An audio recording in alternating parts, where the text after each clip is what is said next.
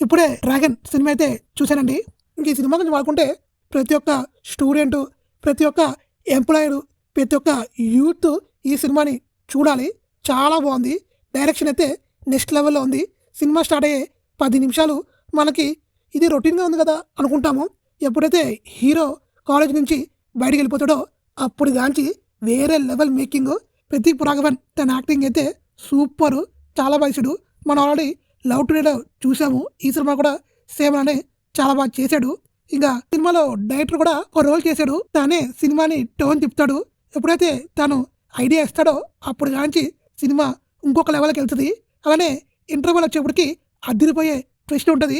Second half వచ్చాక twist మీద twist చాలా బాగుంటుంది.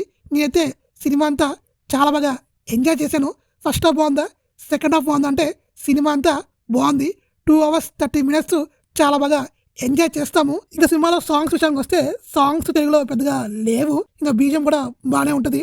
ఇంకా సినిమా గురించి మాట్లాడుకుంటే ఇంకా ప్రిన్సిపల్ క్యారెక్టర్ అయిన మోహన్ బాబు, అనుపమ పరమేశ్వరి, ఇంకా కొత్త హీరోయిన్, ఫ్రెండ్స్ క్యారెక్టర్, ఇంకా చోటా డ్రాగన్, హీరో ఫాదరు, ఇంకా హీరో మదరు, ఇంకా గౌతమ్ మీనన్, ఫేక్ సర్టిఫికేట్ ఇచ్చిన ఓనరు, ఇంకా ప్రతి ఒక్కరి సినిమాకి చాలా మెయిన్ క్యారెక్టర్లు.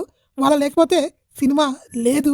ఎక్కడ మనకి ఒక వేస్ట్ క్యారెక్టర్ అది కనిపించదు. చాలా బాగా తీసాడు డైరెక్టర్. సినిమాటోగ్రఫీ ఇంకా ప్రొడక్షన్ వాల్యూస్ చాలా బాగున్నాయి.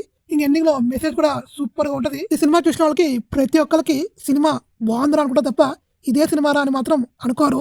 ఆ జాబిలమ్మతో పోల్చుకుంటే ఈ సినిమా 100 రెట్లు బెటర్ సినిమా ఇది. ఆ సినిమాని పక్కకు దింగి ఈ సినిమాని మాత్రం మిస్ కాకండి. డెఫినెట్గా ఎంజాయ్ చేస్తారు. ఇంకా నా రేటింగ్ అయితే 4 out of 5. నాకైతే చాలా బాగా నచ్చింది.